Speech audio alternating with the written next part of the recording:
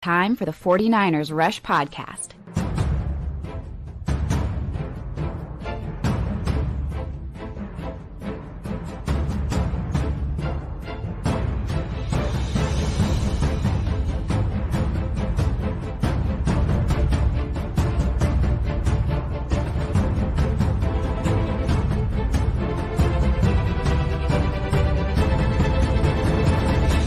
And here's your host, John Chapman. What is going on, faithful? Coming to you live Saturday morning. And how cool is it to, Sunday's coming up, but we already got the win in the books. Not only just a win, the most important game on the entire 49ers schedule for the rest of the year. You check that one off the list. Whenever the schedule comes out, I've been, preaching up this tree, and I probably should pull up the schedule so we can talk about what's next. But, I said, as soon as the schedule came out, right there, week 6, that Thursday night football at Seattle, the most important game of the entire schedule, the entire year for the 49ers. And, you had the back-to-back division games. You had Arizona, and then you had at Seattle. Came away 1-1. But again, if you had to win one, you got the one that we needed. So that's huge. Now, looking ahead of the schedule, obviously it's crazy. You got this little mini bye, the 49ers, because you play Thursday and you don't play until next Sunday. The Kansas City Chiefs are coming to town, and thanks to the NFL, even after a mini bye, we still have a rest disadvantage because the Chiefs are coming off of a bye week. Then we play the Dallas Cowboys coming off of a bye week. Just absolutely bananas, but whatever. You play with what you got. Yeah, you go out there, you do what you got to do. So 2 big games, the Chiefs game, and I understand here. I tell you what, we're going to jump to Trent Williams. I was going to save this till way later in the week, but it's great whenever you're 2 minutes into an episode and you're way off track, way off notes, and way off script already. That's okay. I ain't mad. I'm not mad about that. Now, the majority of today's show is going to be on the grades and kind of what happened in the Thursday game looking back. But, man, whenever you see the Chiefs on the schedule, it's what it is. Here's Trent Williams. It's a game. It's another game. I mean, it's not like we can get payback for losing in the Super Bowl. That ship has sailed. So it's another game. We got to come out and try to play complimentary football. We got to, obviously, we know what type of team that is, one of the best teams in the league, all-star quarterback, great coach. So it's going to be a tough game regardless. So, we're going to take these 3 days off and regroup and come try to put a complete game together. So, I understand the wounds, the trauma that 49ers fans have whenever you just hear Chiefs, whenever you see a Chiefs fan, whatever. I get it. I understand that.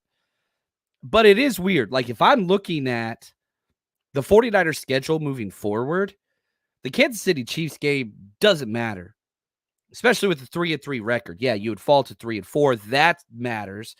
But, man, you are still behind the 8 ball in regards to division record, right? You're 1-2, and conference record. You're 1-3.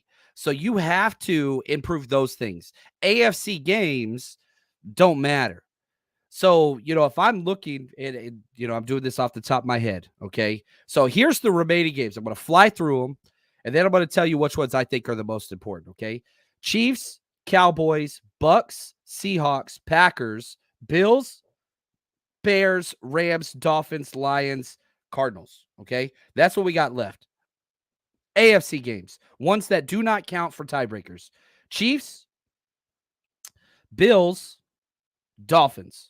So those 3 right there are your least important games. Now, of those 3, I would put the Chiefs probably most important, Bills second, and then the Miami Dolphins, who knows what that team's going to be like at that point. We'll see.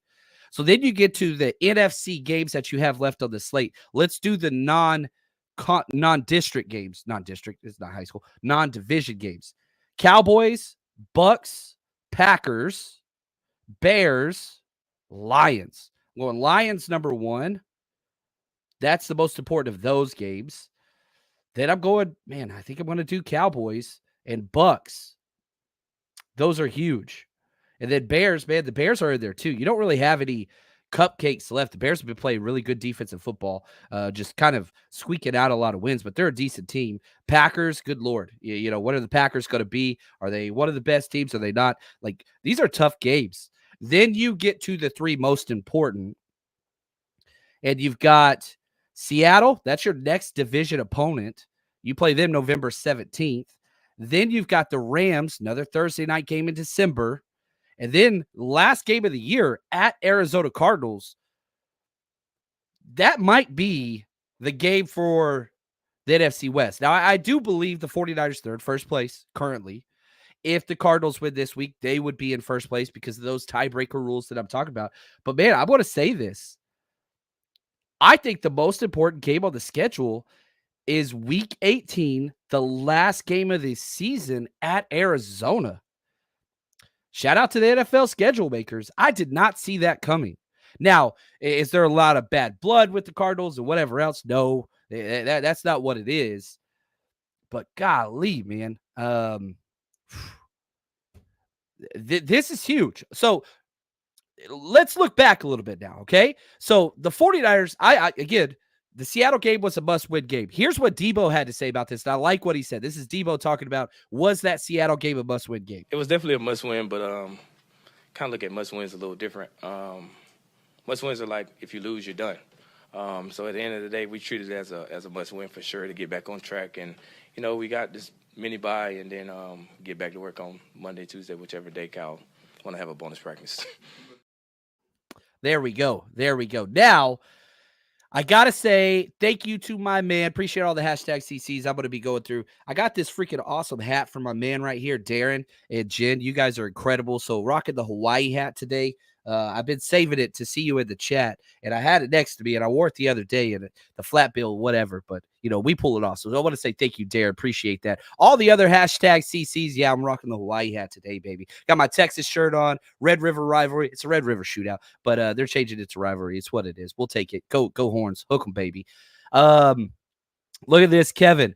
Seahawks dinner, chef's kiss. I freaking love it. Yes, yes, yes. Hashtag CCs. You guys are the best. Alejandro, it was so cool hanging out, man. Nice to put a face to the name. For all the people that came out this week, man, we had such a freaking awesome time. It was incredible. Seattle, we always hit there. It's incredible. And shout out to the man, Alex, President Seattle Niners faithful. Just the coolest people that exist in the world. Thank you guys for letting us be a small part of that wonderful time. I'll talk to you later this week. I gotta send some stuff your way, but just want to say thank you guys. Everybody out here we go. Jordan, if we can go 4-2 in the division, we're good. Yeah, you go 4-2, you won the division, period. That's just what it is. You go 4-2, you win the division. That's what it is. Now, let's compound that with what Trent put up there. If it plays, it's still early. It's only week 6, so we can still right this ship without having to string off 9 straight wins. So today was important. It was every bit of a must win without technically being a must win. So you still got to handle business. Yeah, you're in first place after probably the slowest, worst start that you could have had, but you won the crucial matchup, and I think that is gigantic. I think that's huge. What's up, Sean? How we doing? We got Malik in the house. Appreciate this, man. You guys are awesome. I love everybody jumping in here. Hey, Josh, Brian, that's what I'm talking about. Right here. Poison Protector. I feel like we turned this damn ship around, put the league on notice that the 49ers are the powerhouse we think we are, and we say we are. You go beat the Chiefs, who are undefeated, one of 2 teams, them and the Vikings of all teams. And it's not like the thing about the Chiefs, I don't want to dive too much into this. Here's what's crazy. Geno Smith, you're like, wait, you just said Chiefs. I know, hold on. I want to get there. Geno Smith has the exact same amount of touchdown passes as interceptions, which is terrible. That is not the mark of a good quarterback. Geno Smith has 6 touchdown passes, 6 interceptions. That's bad. Now, and I mean, they won 3 in a row. Geno was hot. Then Geno turned to be Geno, and they lose 3 in a row. Then you look at the Chiefs, and guess what? Patrick Mahomes, 6 touchdown passes, 6 interceptions. However, they are 5-0. They are in every single game that they played in. I don't think they had every single the Saints game they won by 13 points. Every other game was a one possession game. They're winning in different ways. Now they still have Patrick Mahomes, who is the best player in football. I understand the stats are what they are, whatever. He's not playing that way now, but he's still Patrick Mahomes. They just find ways to win. A lot of it's because of their defense. Their defense is playing unbelievable. Golly, man. Back-to-back games, they didn't even allow 225 yards. Now, you played the Chargers and the Saints. We're a little bit different than that. But the Chiefs are winning with defense, special teams, and just grit. The 49ers are one of 2 teams. We got it. That's what's up, man. I freaking love it. Oh, Bubba, I didn't know you were from the islands. That's what's up, man. I love learning more about people that are in here. You guys are the best ever. Seattle says you should wear everything you've been given all at the same time. I want to. Man, I've got a whole stack of stuff that people share with me that I've got to go through. And yeah, people are so generous and I'm so thankful. Like I love that stuff. I really, really do. And so I just want to say thank you to everybody and your generosity for all the stuff that you bring, our way. Jason, I love this. Talofa faithful. Yes. Awesome time hanging out this weekend, man. I love it. This is the thing too, Sean. Refs belling that's going to be a thing. It's the Jordan rules. It's just different. NFL is a money-making machine, and the 49ers are on the opposite side of that. We can't even get reviews with conclusive video evidence to help us with what actually happened, and there's documented proof of what happened. We still miss those calls. And so, expect the Chiefs to be one of those games where the NFL steps in and helps them. My thing as a coach was always, look, don't let it be decided by the freaking officials. If you let the game be that close, that's your fault. Now, it doesn't mean I'm not going to complain when the refs are the refs. Never let your kids grow up to be refs. But you got to go do your business. You got to handle that. That's just what you got to do. Now, let's shift. Let's talk some grades. Let's go through some PFF. Let's go through some analytics. Let's go through all those things. Now, because this is a longer week, which I'm super pumped about, we're going to be doing all our film breakdowns like we always do. Like that never changes. But anyway, what I'll say is this. All the film breakdowns are going to be coming out. I am going to be taking a day off this week. Monday, I'm going to be taking a day off, and the wife, we've synced our schedules. It'll be my first day off this year. I'm so pumped about it, or this season. That's going to be fun. But trust me, all the film breakdowns going to be coming out. We're going to be doing our Zoom hangout as well this week. I haven't got that scheduled. Probably going to be Tuesday or Wednesday. Stay tuned for that. We'll get that taken care of. Now, I do want to put this up there because we've got, the 49ers Rush Road Trip. If you've ever been to one of our events, which we had an awesome time this week in Seattle. Next trip's going to be out in Tampa Bay. That's going to be huge. We're checking with all the facilities after the hurricane, and, hope everybody's safe. Obviously, our stupid trips aren't the priority there, but we're still organizing that party. That's still full go. So we're going to be at the Bucks. We're going to be at the Bills game, and then we're also going to be at the Arizona Cardinals game. But if you want to look sharp, look at this stuff, man.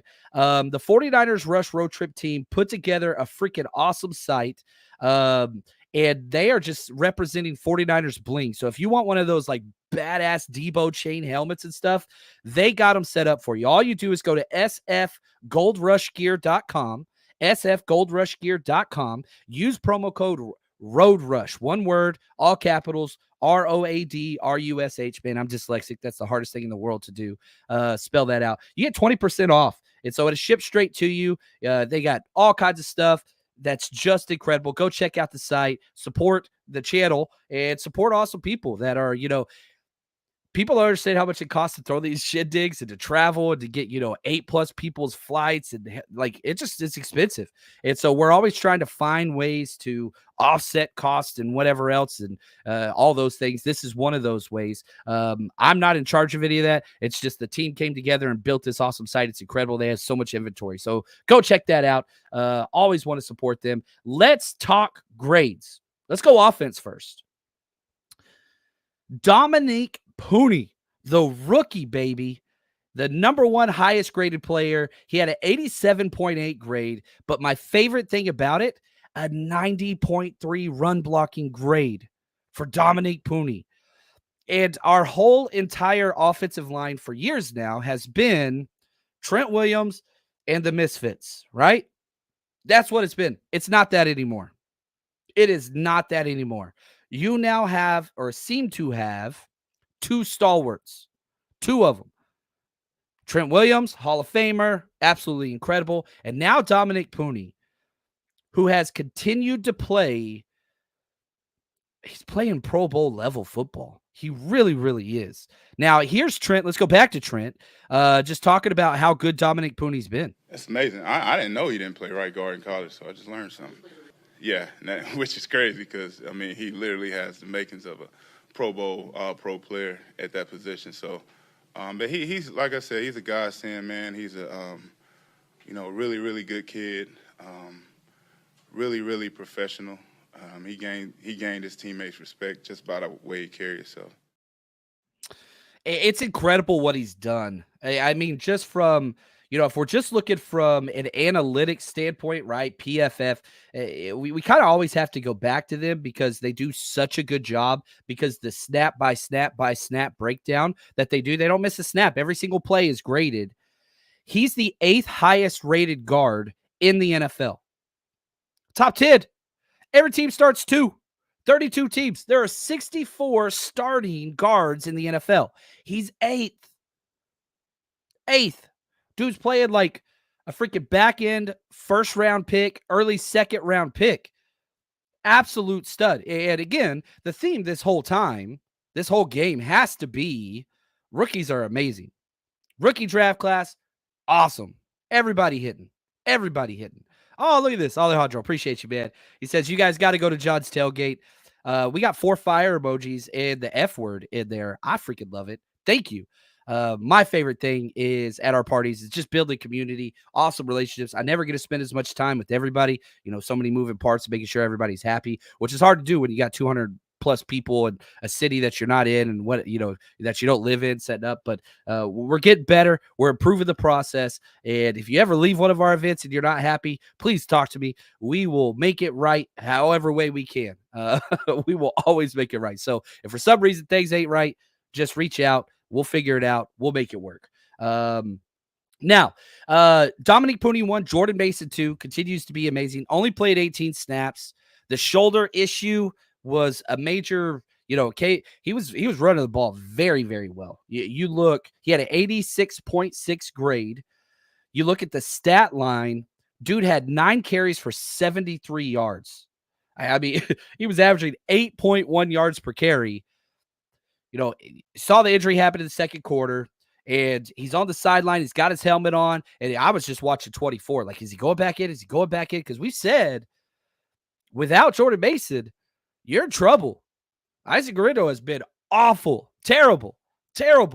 But even Isaac Guerrero stepped in and made one of the best plays. Now, if we look at where he ranks, Isaac Guerrero got a 63 grade. He was not good.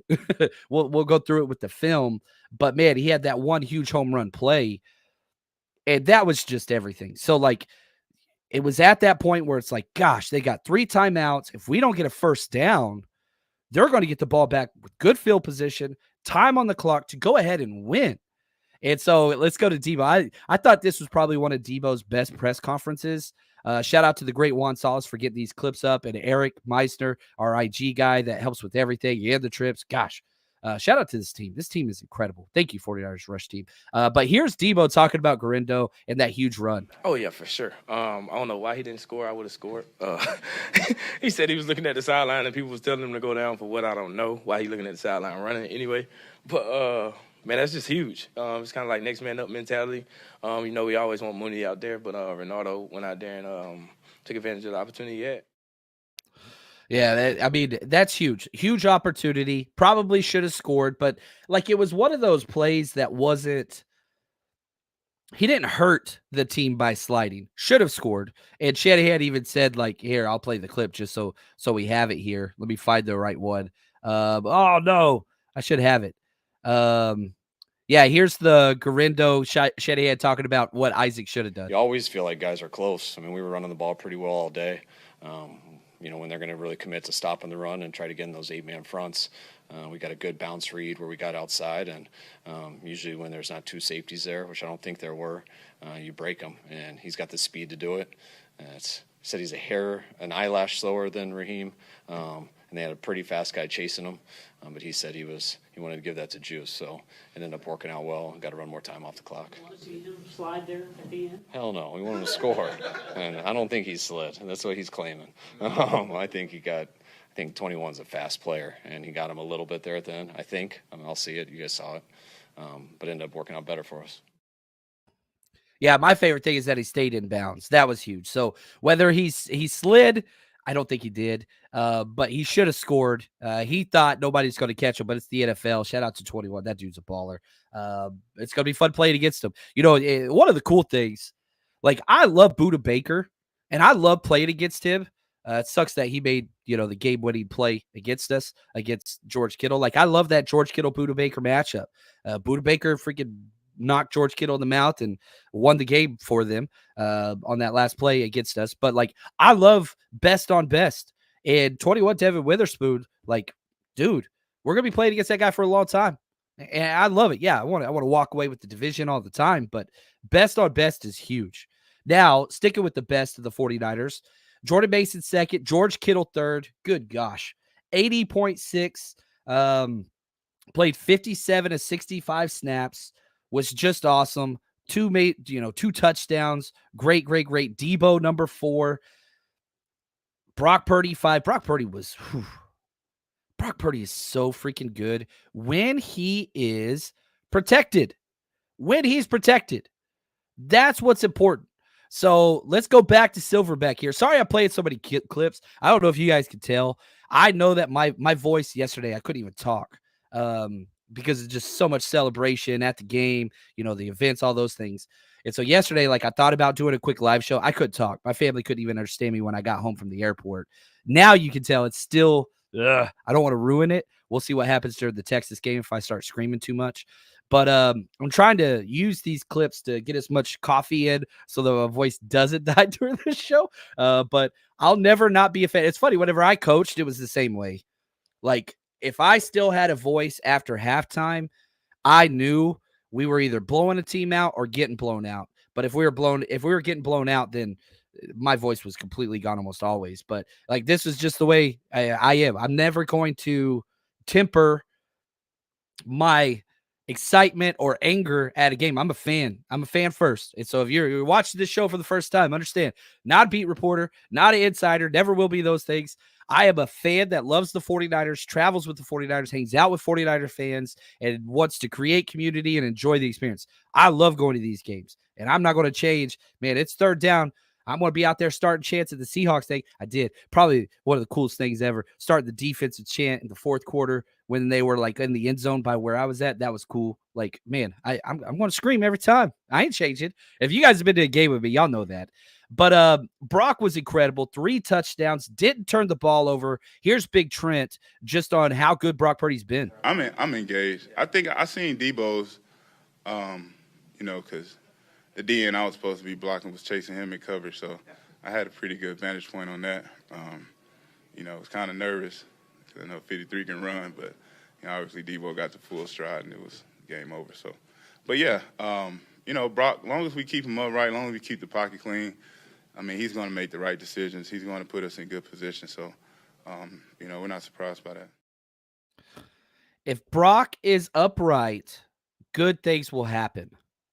And they never got too close to him really at all this entire game. You look at here, let me scroll down to the defensive stats for the Seattle Seahawks. They had 4 quarterback hits, 0 sacks. 0 sacks. So you weren't getting those major negative plays that have been showing up. I think that's huge. You don't turn the ball over. You protect the ball. You run the ball, sustain all those things. That's where good things happen. Now, let's go back. George Kittle. This is what he said after the loss last week. Very simple. What do you got to do to get things right, George Kittle? So, I mean, I think all we have to do is hold on to the football, run the ball really well, and we're going to be okay. It's so simple. No turnovers for the 49ers. You run the ball 33 times for 228 yards, 6.9 yards per carry. With no turnovers, yeah, you win that game. Now, I can't believe you only won the game by 12. Again, you look at these stats. You had 483 yards offense. 3 turnovers forced. 1 on special teams, 2 interceptions. We'll talk about those.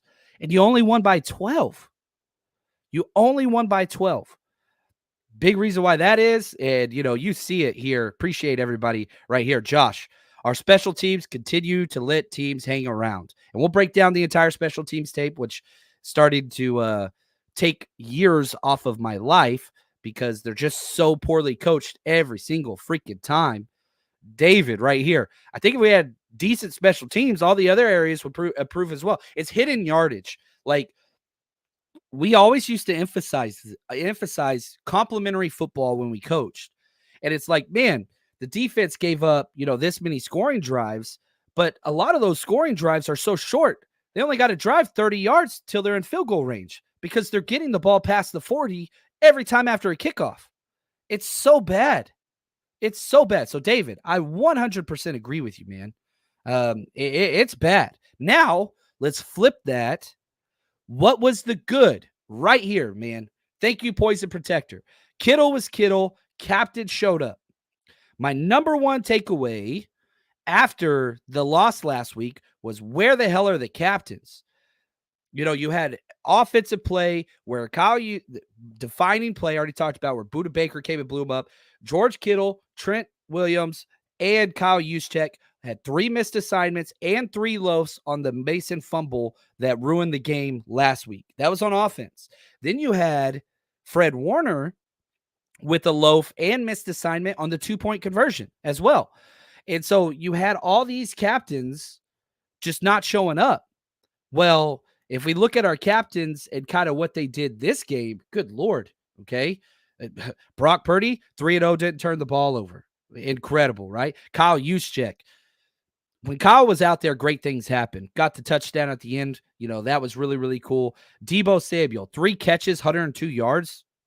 Freaking unbelievable. George Kittle, 2 touchdowns, 5 catches, 58 targets on 58 yards on 6 targets.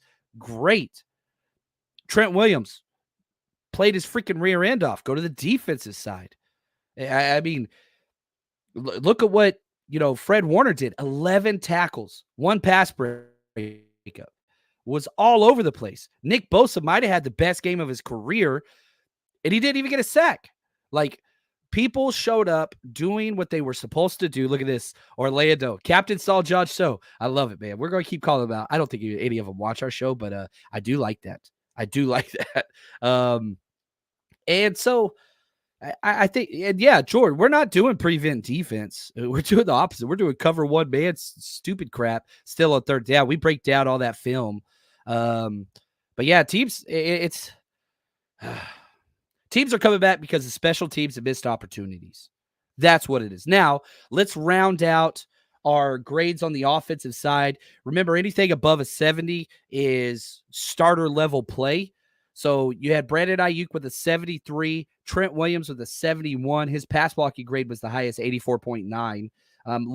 Lower run blocking grade for Trent Williams, actually. Lowest graded player, Spencer Burford, came in 14 snaps. Did not look good when Aaron Banks was having cramps. Chris Conley, 6 snaps. He had a 56 grade. Colton McKivitz actually had a better pass blocking grade than run blocking grade. I'm curious. Let's go to... I want to talk about the blocking grades first, And then I want to show just kind of what Brock Purdy did next gen stat wise. Aaron Banks gave up 4 pressures, the most in one quarterback hit, no sacks. So that's huge. Pooty gave up 2 pressures. Brindle gave up 2 pressures. Colton McKivitz only gave up 1 pressure. Him and Trent, 1 pressure each. Freaking awesome. That's really good. That is really good, actually. So I like that. Now, let's put up here. This is the next gen stats Brock Purdy kind of target area. And so if you're just listening and not looking at this or watching the show, that's okay. I'm going to do my best to explain it. My favorite thing about this, the green dots are completions, the white dots are incompletions, and the blues are touchdowns. The best pass of the game was that George Kittle in the corner of the end zone, the front corner, front right corner. That was incredible. The Debo pass was great, but most of that was Debo. And then the other pass to Kittle was awesome. We'll break all that down in the film. But my favorite thing, and the reason why I want to show this, you have 2 completions behind the line of scrimmage, and then all passes under 5 yards.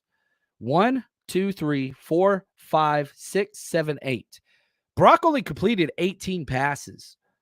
And I have been screaming, more checkdowns, more checkdowns, more checkdowns. And it just sustained drives. Whereas you go back to the Rams, you go back to the Cardinals, those games that we kind of keep losing, Brock's being greedy and just trying so stinking hard to always throw the ball downfield. He only had 1 pass that went over 20 yards this game. That was the Debo touchdown. Every other thing was 20 air yards or less. And that's kind of what the 49ers should be doing. Take what is given. Yeah, run more play action. Yeah, I like that because I'm pretty big on play action. And I think that it just freezes the linebackers every single time. We ran, let's see here, only 9 play action plays. I wish that was more. And a lot of that is because we're going with Kyle Juszczyk as the third down back. And as soon as Kyle Juszczyk's the only back, teams aren't worried about Kyle Juszczyk breaking a draw play for 15 yards on 3rd and long. They're not. They know it's a pass. So the fact that you have lost all of your play action ability on 3rd down because of personnel reasons. Now, this game, you were just putting things together. Jordan Mason's hurt, all those different things. But, man, right here, Poison. Every time Juice makes a play, the crowd yells Juice. We were doing it in Seattle. So many fans. That's what I love. Jord, why is it whenever Brock has one bad game, it's a referendum on his career? How long does the kid have to be there? So and again, this is just my own personal take. As somebody that puts in so much time on draft work, we do 200 players. 300's the most we've ever done in a draft. This year we did 199. We go through and I watch at least 2 games on every single player that I rank, background research. We have a whole team helping with that. You put in a lot of time, and a lot of the national kind of media, big time media, they have their narratives built by the player coming out of college, right? So everybody said Brock Purdy's not him, myself included. Okay. And again, probably one of the best things that I do on here is I call myself out because I'm wrong all the damn time. I'll be the first one to tell you I was wrong on Brock. Yeah, I'm a Longhorn guy. I've seen Brock play all through college, and I never was scared of a game against Iowa State because of Brock Purdy. My evaluation of him was way off.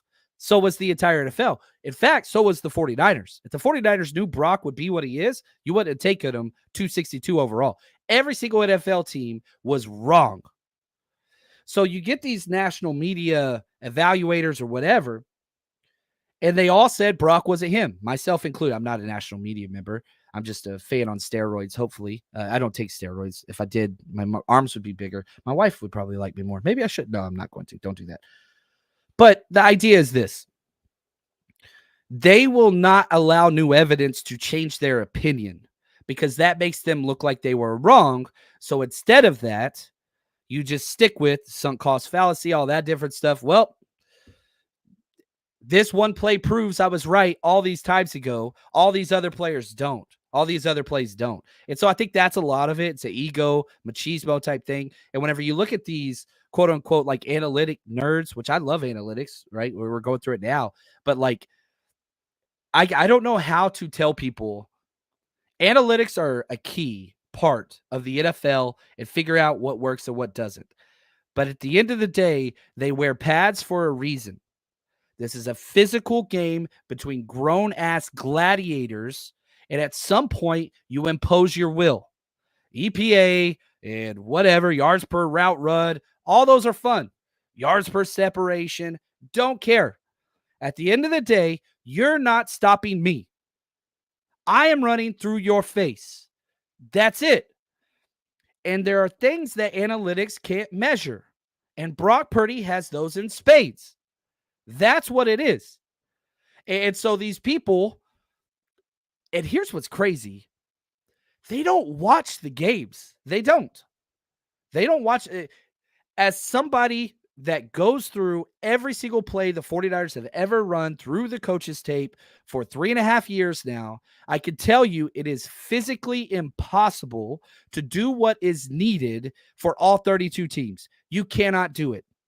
You know, when me and my coaching buddies started getting out of coaching, and, you know, again, I coached in Texas down in Duncanville. It was just so much time. It was awesome. I loved it. But I was spending the night in my office twice a week during football season. I slept in my office repeatedly, twice a week, just so I could get the film breakdown, scouting reports, everything that needed to be done. It just was easier. You can't do that for 32 teams. And when me and all my coaching buddies were starting to like, all right, we got families. It's probably not worth, 80-hour weeks every week. And I want to, coach my kids, all those things. And we're like, man, what would it take? Because the idea is, man, when one of us becomes like the head coach, I get to fill my staff. I'm calling you my first call. And that's fun and all. But then it's like, man, I don't think I could do the job correctly that needs to be done to build a scouting report, a game plan, scheme evaluation, self-scout, all those things. Like, the amount of time it takes to diagnose those things is killer. So it's easier to just pull up a report and say, oh, well, his air yards or his yak are too much, or, actually his degree of difficulty versus separation. Yeah, that took you 2 seconds to go by. And a lot of these people don't understand football. So you're getting analytics and all this information, which is beautiful, to supplement arguments on players, but it should always start and end with film, not watching Red Zone. I watch Red Zone. I have one TV on Red Zone, and I got the games up on there. But even the broadcast view, you can't tell a lot of things. You have to go through the tape. What does Kyle always say at the end of the game? Yeah, I don't know. I'm going to have to go through the tape. That dude's on the sideline. He's got a better view than anybody. Yeah, I don't know. I'm going to have to watch the tape. And so you get these guys that just don't understand football, like guys like Colin Cowherd. You think Colin Cowherd watches football? You think Colin Cowherd goes through all 22 tape? Like, and I'm not trying to like bash him, but like he's notorious for bad takes on 49ers quarterbacks after Trey Lance and his daughter, which I get, totally get. But I will always include that because that's whenever he changed his opinion on everything, right? With the 49ers. He hasn't gone back since then. But he's not even writing the takes. Not only is he not watching the tape, the coach's tape, he's not watching the game. He's not writing those takes. I know writers that work on that show. And those, or have worked on that show, they literally tell him what to say. Like he's a mouthpiece, right? That's just what he is. And it works because it pisses everybody off and whatever else. That's what those guys do. That's why they're always wrong on Brock Purdy. Not because they don't watch the tape. They don't watch the tape. I sound like Rich. Shout out to Rich. Watch the tape, man. It changes things. And if you want to watch the tape, well, guess what? That is the best way to support the show. You want to learn football? This is where you got to go. I am so excited to announce our new platform launched, the49ersrush.com. We've been active on Patreon for years, and we're still going to keep that community going. But the 49ersrush.com has everything Patreon offers and a bunch more. You want to watch player breakdowns? Guess what? You click that.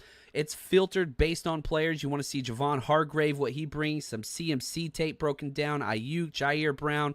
We've got hundreds and hundreds of tapes on. Now, you want football 101. You want to learn scheme.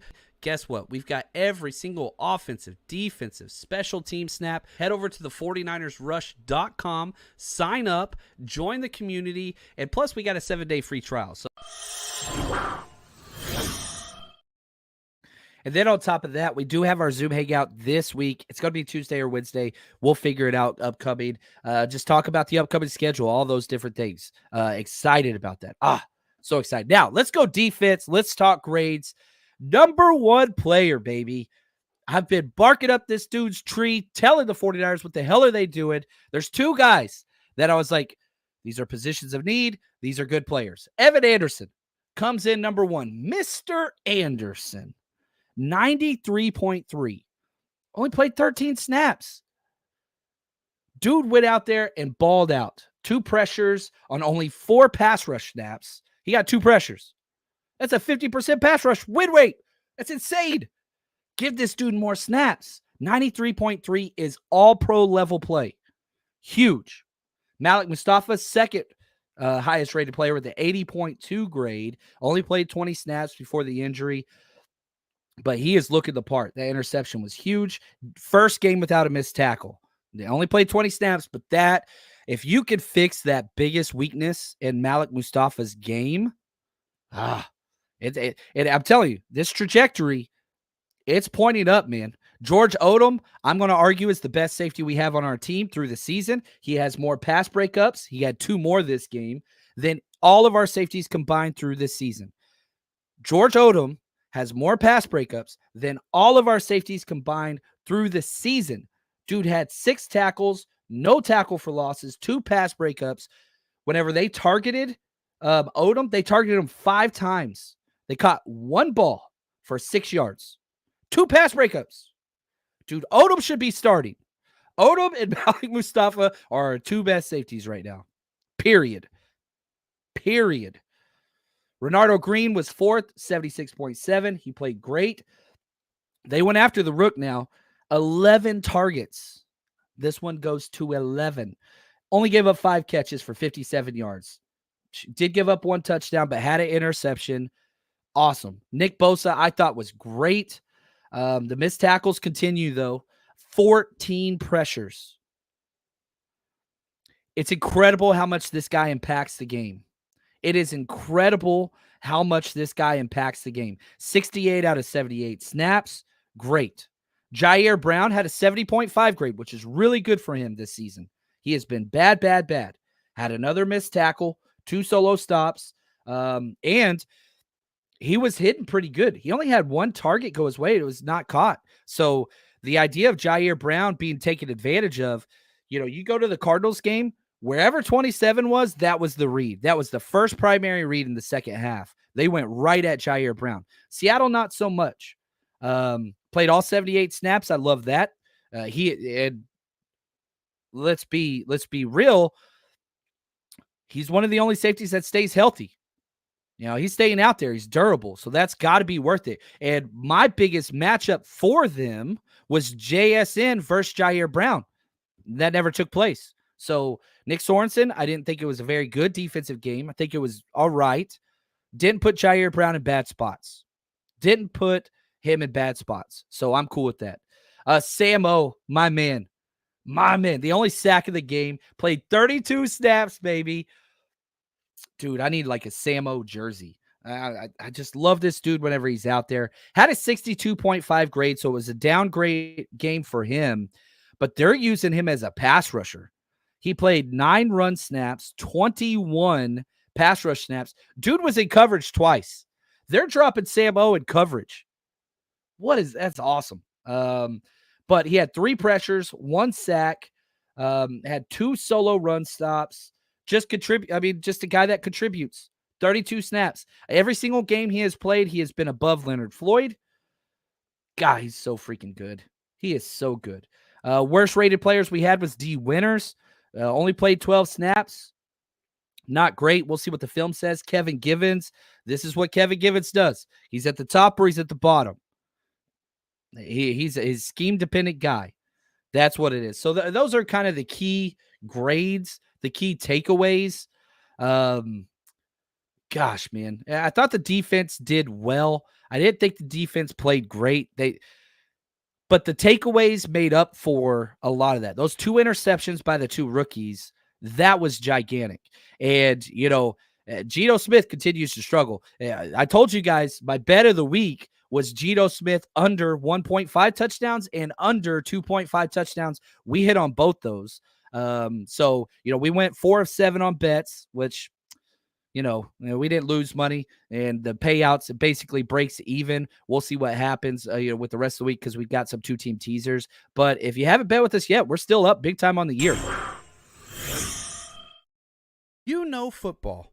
You watch all the games. You know what's going to happen before it actually does. So why don't you put your knowledge to the test over at MyBookie, where you can bet on everything? Go to mybookie.ag, use promo code 49ERS, 49ers, or scan this QR code next to me, and they're going to match your initial deposit. Put in 50, you get 50. Put in 100, you get 100. All the way up to $1,000. Plus, you can bet everywhere. California, Texas, doesn't matter. I've been in California for years. I've used it for 6 straight years. Easy to get money in, easy to get money out, trusted source, and you can bet on anything you want. You want to bet on politics, any sport, you name it. They've got the casino if that's your thing. You name it, MyBookie is there for you. Now, make sure you use promo code 49ERS to get that double deposit. And MyBookie, bet anything, anytime, anywhere, only with MyBookie.